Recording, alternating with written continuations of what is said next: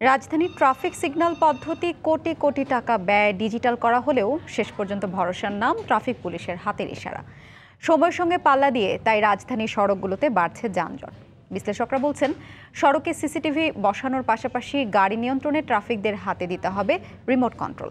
সরকার বলছে, সমস্যার সমাধানে বিকল্প ব্যবস্থা নিয়ে গবেষণা চলছে। মাহমুদ রাকিবের রিপোর্ট। নিয়ন্ত্রণহীন ছুটছে অসংখ্য গাড়ি।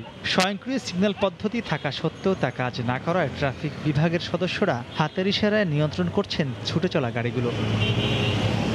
রাজধানীর সব ব্যস্ত সড়কের কয়েক লাখ গাড়ি নিয়ন্ত্রণের চিত্র এমনই। বেপরোয়া চালকরা হাতের ইশারা না মানায় মাঝে মাঝে দুর্ঘটনা ঘটছে বলেও দাবি ট্রাফিক বিভাগের। অনেক সময় দেখা যায় যে গাড়ি ব্রেক না করা হচ্ছে, গায়ের বোর্ড লাগাই দিতেছে। যদি আপনার ইলেকট্রিক সিগন্যাল থাকতো, সেই অনুপাতে তারা খেয়াল করলো অথবা গাড়ি ব্রেক করলো। সিগন্যাল মানতেই চায় না, জোরপূর্বক ঠেকাইতে হয়। 2005 সালে প্রায় 30 কোটি টাকা ব্যয়ে নগরের 59টি মোড়ে চালু করা হয়েছিল স্বয়ংক্রিয় সিগন্যাল পদ্ধতি।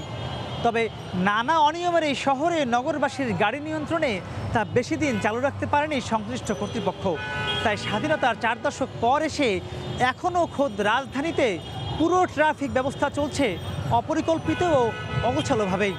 আর এসব কারণেই নগরের যানজট কমানো সম্ভব হচ্ছে না বলে মনে করেন দায়িত্বরত ট্রাফিক সার্জেন্টরা। আমাদের দেশে জনগণ সিগন্যালিং সিস্টেমটা বুঝেও অনেক সময় ভায়োলেট করে। সিগন্যাল ছেড়ে দিলাম, আর বন্ধ করতে গেলে যে রানিং গতিতে গাড়িগুলো আসছে, সেই সময় তাদের একটু থামাতে একটু কষ্ট হয়।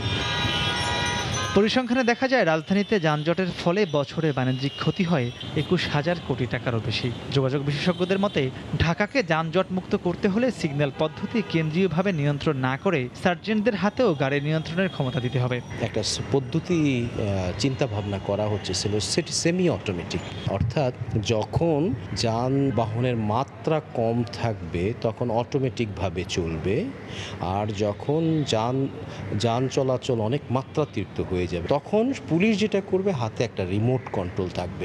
রিমোট কন্ট্রোলটাকে চাহিদা মোতাবেক গ্রিনটাকে সেট করে দিবে, হাত দিয়ে না। রিমোট কন্ট্রোল সিস্টেমটা এবং অটোমেট সিস্টেম, এই দুটো সিস্টেম একসাথে করে আমরা খুব সত্বর আমরা হয়তো অপারেশনে চলে যাব। তবে ট্রাফিক সিগন্যাল পদ্ধতি স্বয়ংক্রিয় কিংবা হাতের ইশারায় যেভাবেই হোক না কেন, যানজট কমাতে সবার আগে গাড়ি চালকদের নিয়ম অমান্য করার প্রবণতা কমাতে হবে বলে মনে করেন সংশ্লিষ্ট সকলেই। মাহমুদ রাকিব, সময় সংবাদ, ঢাকা।